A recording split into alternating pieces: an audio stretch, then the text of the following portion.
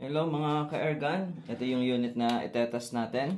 Meron lang siyang counting issue dito. Ayan, may konti siyang gas-gas dito. So ito yung itetest natin, pero bago natin itest, shoutout muna sa ating mga kaibigan.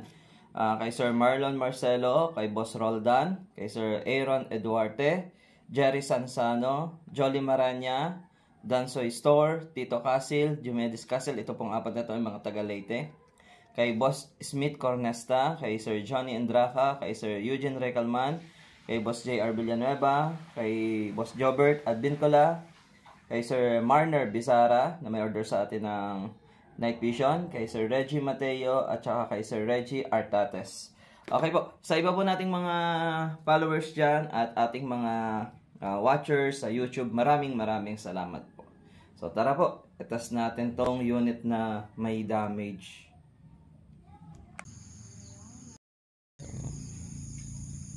Testing muna tayo. Itatama sa papel. Ang papel natin may grupo sa taas, ilan sa gitna. So, tingnan natin kung may tatamaan dyan.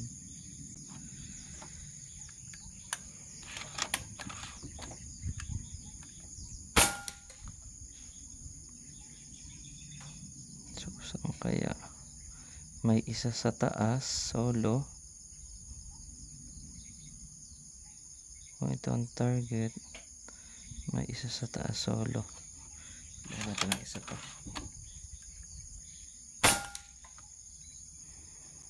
Ayun, nagrupo sila doon. Ay, nakadiin. So ito, kaso sagad talaga ako sa taas eh.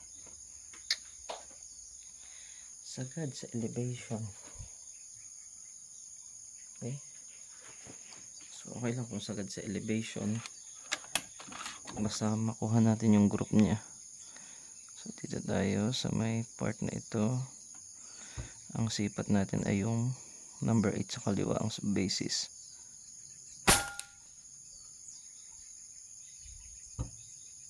Okay. So tumatama siya ay around number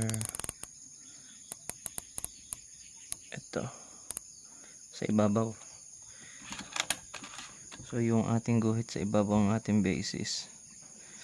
Subukan niya natin. Crosshair sa ibabaw, yung nasa may ibabaw ng 1 inch. Middle target. Okay, pasok.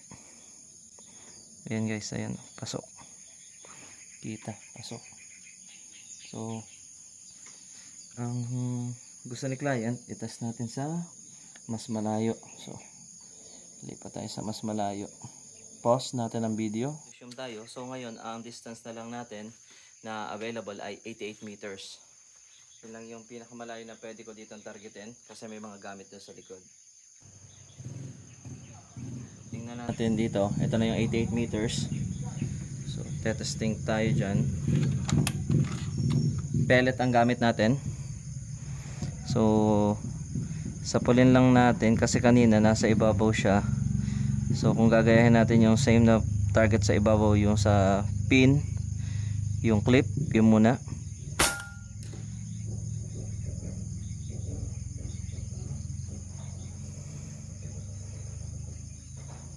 So may tama, pero hindi ko kita kung saan pumatak.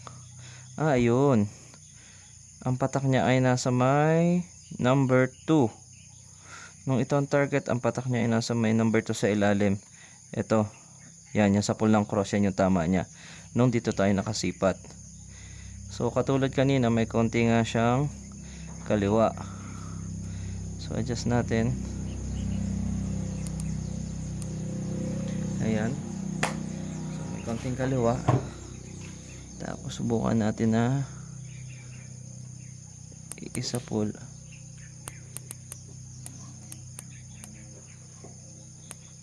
Okay. Subukan natin yan. So sinapul natin dito. Subukan natin i-target dito sa may gitnang ito. Ayun. Doon na mismo pumatak. Pwede na. So may isa pang bala. Testing natin dito sa malaking target. Hit. May isa pa, bala. Doon uli. Hit uli. Yan, wala nang bala. So 2 out of 2 tama doon sa target na yon. Ayan. So dapat pala pinalinaw ko, no? Kasi hindi siya, bakit malinaw naman, tama kasi sa focus. So testing tayo ng ilan pa.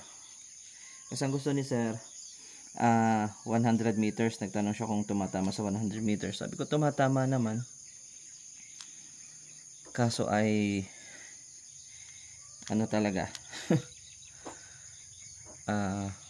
malayo, pellets. Yan, baligtad pa. So testing lang, testing.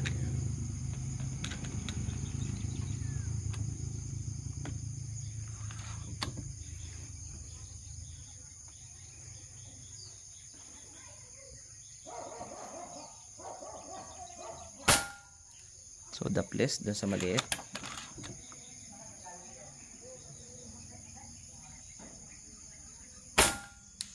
Hit 88 meters. Ganito lang yan eh. Parang wala pang 2 inches yan.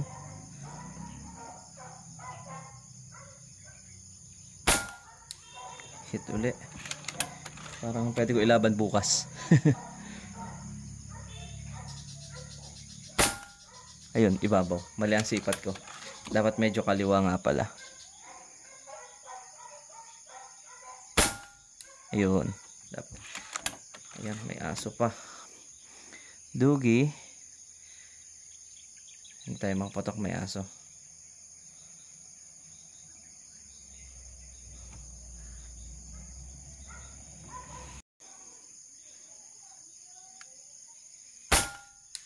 Wow.